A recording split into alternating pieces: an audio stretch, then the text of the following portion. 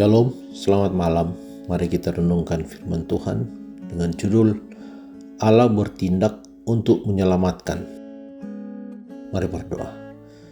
Bapa di surga, kami mohon Tuhan bersama dengan kami saat kami merenungkan lagi firman-Mu. Di dalam nama Yesus Kristus kami sudah berdoa. Amin.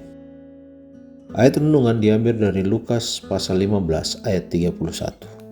Firman Tuhan berkata, kata ayahnya kepadanya, "Anakku, engkau selalu bersama-sama dengan aku, dan segala kepunyaanku adalah kepunyaanmu." Karena berbeda seperti langit dan bumi, kedua anaknya menyusahkan hati sang ayah.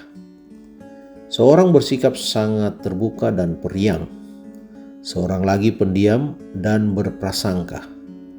Bagaimanakah ia dapat menolong mereka untuk menemui nilai yang berguna? Apakah yang dapat menggerakkan hati si bungsu untuk memperhatikan orang lain? Bagaimanakah cara untuk menyadarkan si abang bahwa ia sama sekali mementingkan diri dan menghitung-hitung segalanya? Si bungsu itu muncul dengan sempoyongan di jalan menuju rumah bapaknya dengan pakaian kumal. Sang ayah telah memikir-mikirkan hal ini seluruhnya yang sudah tentu sangat berlawanan dengan cita-citanya. Di manakah segala kesenangan anak ini sekarang? Mengapa matanya memantulkan rasa takut? Ia merasa iba melihat keadaan anak itu yang amat menyedihkan. Lalu larilah ia mendapatkan anak tersebut. Ia merasa kasihan, dipeluknya.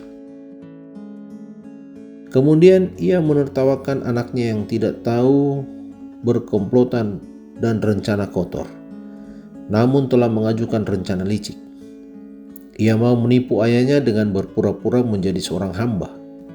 Sang ayah melihat keadaannya sebelum ia berbicara. Ia tidak memerlukan pekerjaan, tetapi kasih dan sambutan.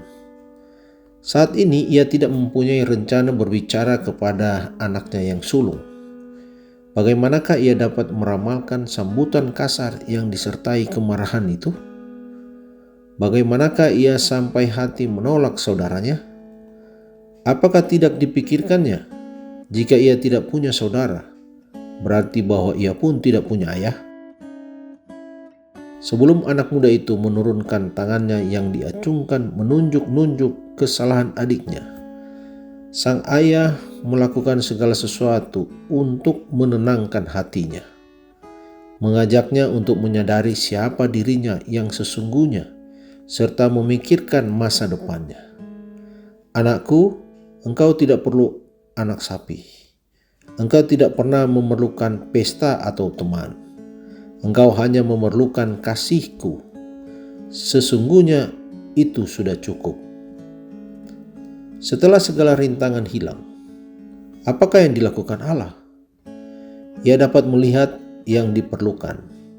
Dilihatnya angan-angan hati yang jahat.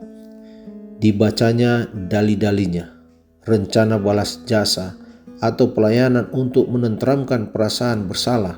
Semuanya itu dilupakannya. Ia telah menemukan jawabannya.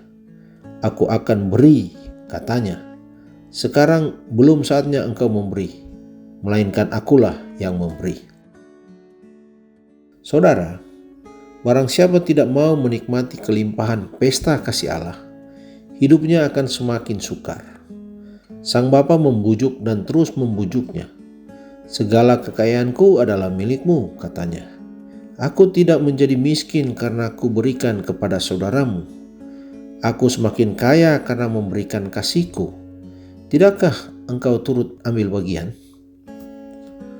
Pemberian Kristus menyatakan jiwa Bapa. Ia tidak akan menyayangkan sesuatu pun, betapapun mahalnya, yang diperlukan untuk penyelesaian pekerjaannya. Dikutip dari buku Testimonies for the Church jilid 9 halaman 254. Mari berdoa. Bapa di surga, terima kasih Tuhan kami diberikan kesempatan lagi untuk merenungkan firman-Mu. Terima kasih Tuhan bahwa Engkau melakukan segala sesuatu untuk kebaikan kami. Engkau rela untuk menyelamatkan kami dari kesalahan kami. Terima kasih Tuhan karena Engkau selalu memperhatikan kami. Kami mau istirahat malam ini Tuhan. Kami memohon malaikat Tuhan bersama dengan kami. Di dalam nama Yesus Kristus kami sudah berdoa. Amin.